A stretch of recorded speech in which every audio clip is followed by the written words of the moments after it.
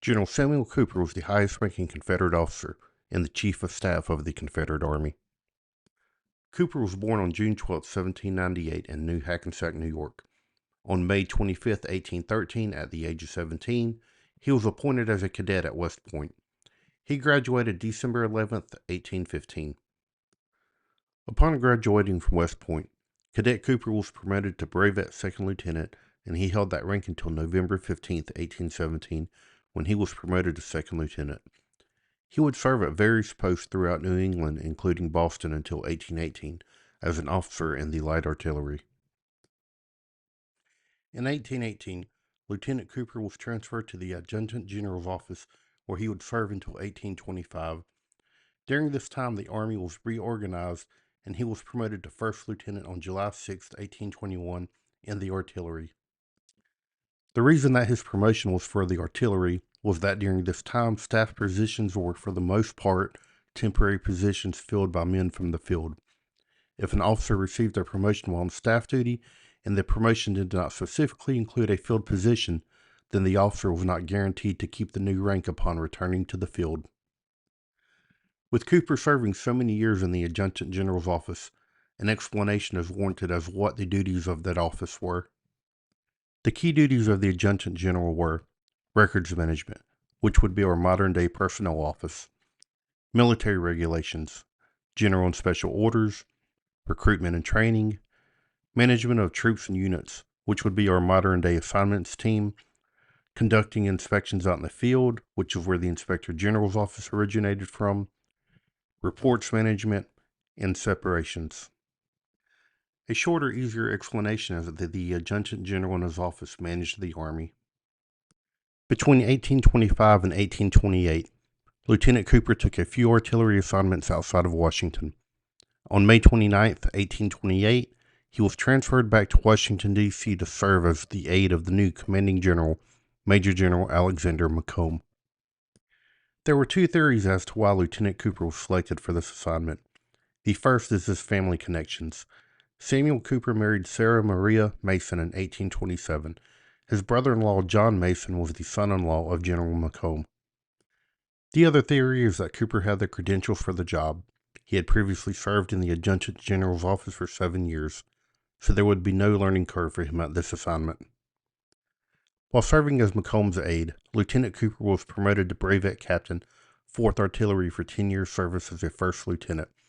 This honorary promotion for a decade of service in a specific rank was part of the promotion system to distinguish the candidates for promotion. If a vacancy for captain appears, then the brevet captain has a better chance than that of the first lieutenant of being selected for promotion. Macomb's agenda as commanding general was to develop the strength of the Army by doubling its size, pursuing survivor benefits for widows and orphans, a retirement system for officers, and better pay for enlisted soldiers.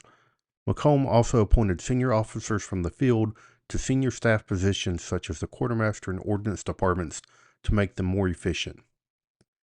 Captain Cooper was assisting General Macomb with all of this and with commanding the Army. As a junior officer, Cooper saw firsthand what it takes to manage the Army. The capstone in Cooper's time serving under Macomb is when he wrote a concise system of instructions and regulations for the militia and volunteers of the United States.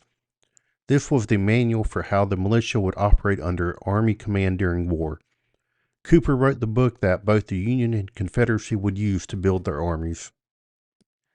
After his tour of duty as General Macomb's aide, Brevet Captain Cooper was promoted to captain in the 4th Artillery and transferred to staff duty in the Adjutant General's office. Before finishing this second assignment with the Adjutant General, Captain Cooper was promoted on July 7, 1838 to brevet major in the staff department.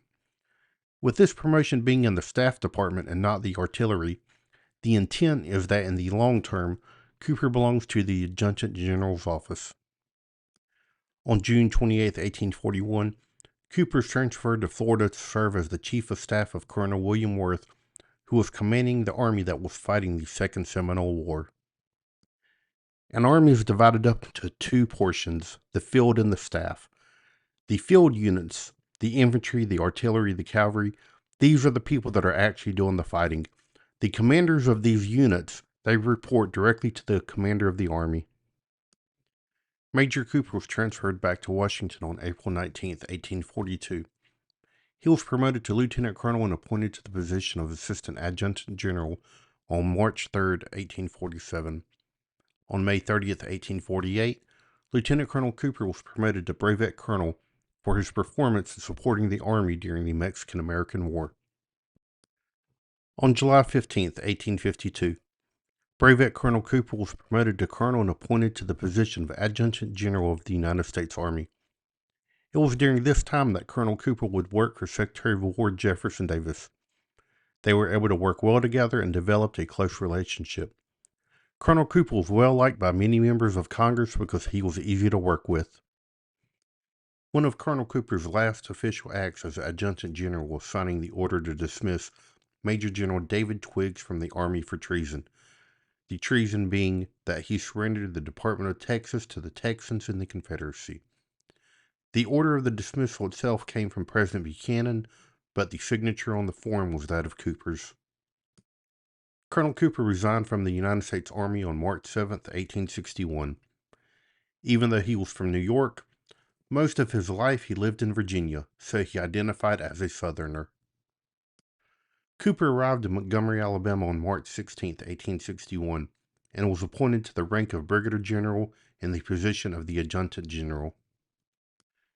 With Cooper came the experience of a man that had built 4 armies for the Mexican-American War, 2 armies for the Mormon Rebellion, oversaw numerous expansions to the Army, and had a hand in the overall management and reform of the Army for over 30 years. There was not a better man for this position.